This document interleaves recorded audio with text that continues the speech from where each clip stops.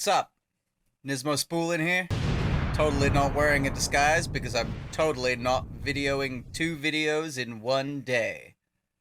So, you've got yourself a car, ready to start taking it to the track and go drifting. But first,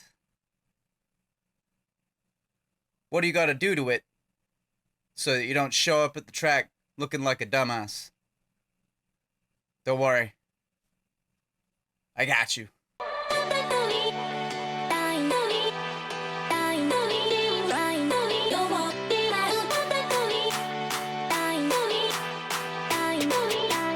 Feel that healing beat.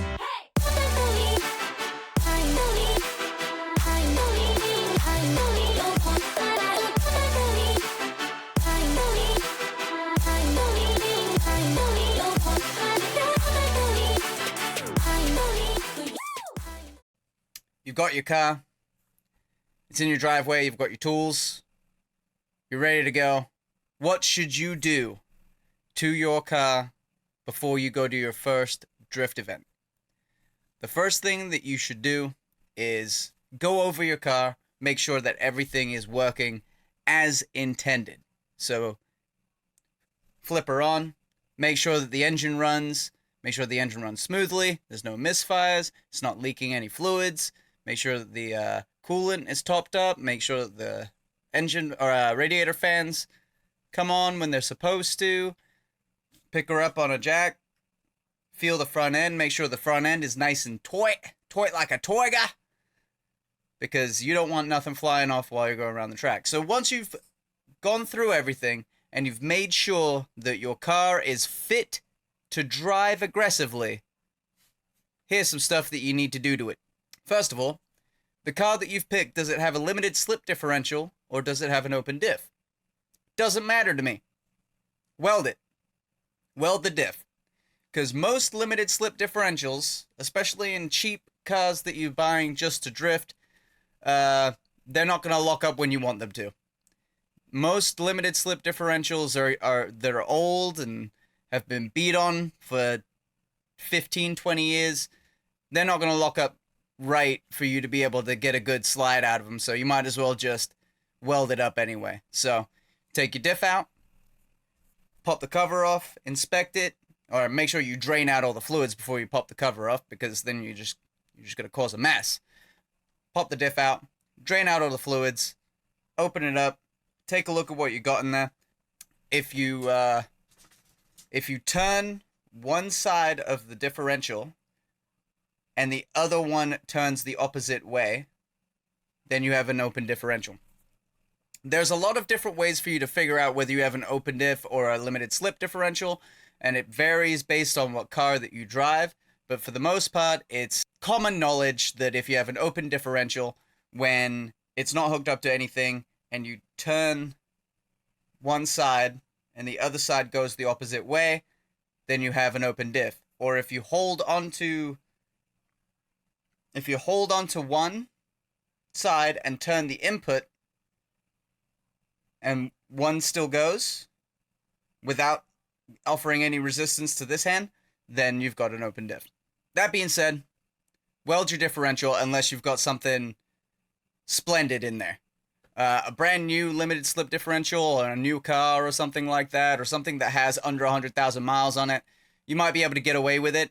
A two-way or a 1.5-way differential, where they're very expensive, if you got one, then you don't need to weld it. But for the most part, when drifting, you're going to have a crappy old car with a crappy old differential, and your best bet is to just weld those spider gears together so that you get all your power going to both rear wheels and you're ready to go. Your next step, make sure your e-brake works. Dummy, if your e-brake works, you're good to go. It depends on what kind of e-brake you have. Some cars have an e-brake, like 240SXs have an e-brake that works off of the rear caliper. So it's just like basically pressing down on your foot pedal, but it's isolating just the rear, and it doesn't work off of hydraulics. So it's working off of a cable system, and it's pressing down on the rear calipers, and it's going to lock up your rear wheels. Cars like my Lexus out there, the SC400, it has a drum brake style emergency brake. So it has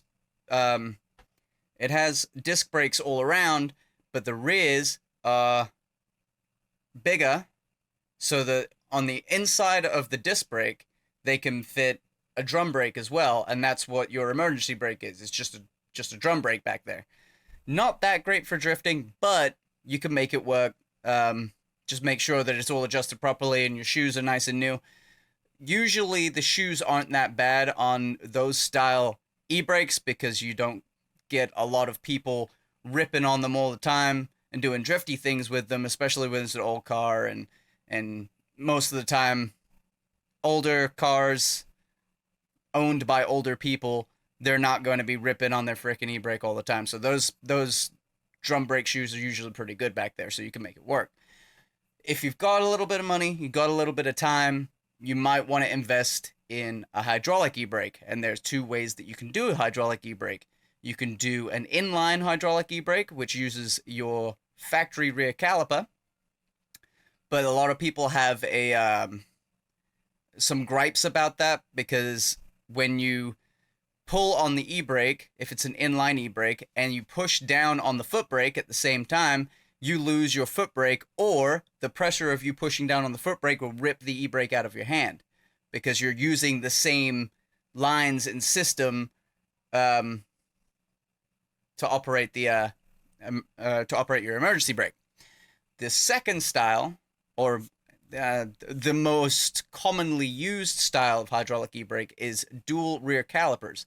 And dual rear calipers makes it so that you can rip your e-brake as much as you want and left foot brake as much as you want, and you can still have use of both brakes fully while you're driving around.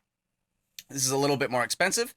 You have to get a bracket made for the rear that holds two calipers, depending on the calipers that you're using and on the car that you're using. And you have to have a hydraulic e-brake that has a master cylinder built into it, because your pressure is going to come from that master cylinder. So, like I said, if you have a little bit of extra cash, a little bit of extra time, you could put it in a hydraulic e-brake, so you have, more grab than, your factory e-brake. It makes it so it's a little bit more reliable that those rear wheels are going to stop when you rip it up. Not necessary, though, when you're just starting out. When you're just starting out, the factory emergency brake will do just fine. So, you've checked over your car, you've welded your diff, you've checked over your e-brake, you may have even installed a hydraulic e-brake. What now? Well, you want to make sure that your power steering is working as it should and it's not leaking. You want to make sure that your inner and outer tie rods are in great shape. If there is any play in your inner and outer tie rods, you can check by picking up the car, putting it on jack stands, and wobbling the wheel from side to side. If there is any play, you feel any play in that front end, you should change out your inner and or outer tie rods. A tight front end is very, very important for drifting, so get that stuff changed out. If you're a little bit more advanced, you've been drifting before, you know what you're doing, you can also install an angle kit. We'll go into that in further detail in another video. But you've got your steering's all squared away, your car's all squared away, your differential's all squared away, your brakes are all squared away. You're ready to go, right? Fucking wrong! Squidward. You're wrong. Alright? Safety gear. Safety gear is your most important thing when going down to the track. You need a helmet that's DOT certified. Most people use Simpson helmets because they're actual auto racing helmets, and they're kind of sized so it can fit into a car nicely. Most motorcycle helmets are oddly shaped for aerodynamics and stuff like that, so it can be weird when you're sitting back in your seat. So a Simpson helmet, usually your best bet, unless you have a motorcycle helmet just kind of laying around that's in good shape. You can use the motorcycle helmet as well. You just won't be as comfortable. It depends on what track you go also, and what tech inspector you have and stuff like that. They'll tell you if your helmet is good to go. Apart from that, you want to make sure that your seatbelt is functioning properly and properly fastened to the car. If you have a racing seat, you should not use your factory seatbelt. And let me tell you why. If you have a racing seat with the massive bolsters that come out the sides here, and with the massive bolsters that come out the bottom of the seat, if you're using a factory seatbelt, it's not going to fully be in contact with your body all the time. So if you get into an accident, it can, when your body goes forward, it can push down on your body, compress your spine, and kill you. So if you have a racing seat, you need to get a harness bar, and you need to get a harness, which would be, they come straight through the seat and down over you. So they're always constantly in contact with your body. Racing seat owners, harness. If you don't use a harness, your regular seatbelt can kill you. Keep that in mind. Shoes, closed-toed shoes, like regular sneakers, is fine. Make sure that your shoes are tied, you doofus. Don't wear sandals, don't wear Crocs, don't wear flip-flops. Looking at you hurt.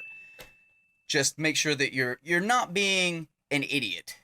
You know, wear pants, jeans, stuff like that. Don't have things in your car that can become freaking projectiles while you're flying around and stuff like that. Be smart about it, and head on down to the track and have a good time. Make sure that all your wheels are torqued down properly, and have a great, fantastic time. Now you're ready to go rip around on the track with your drift car for your first drift event. Like, comment, subscribe, and I'll see you next time. Just gotta keep moving forward.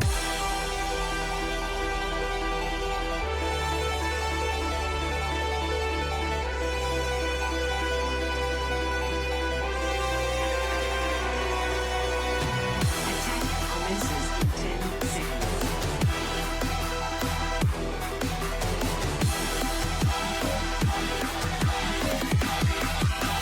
3, 2, oh, let's break it.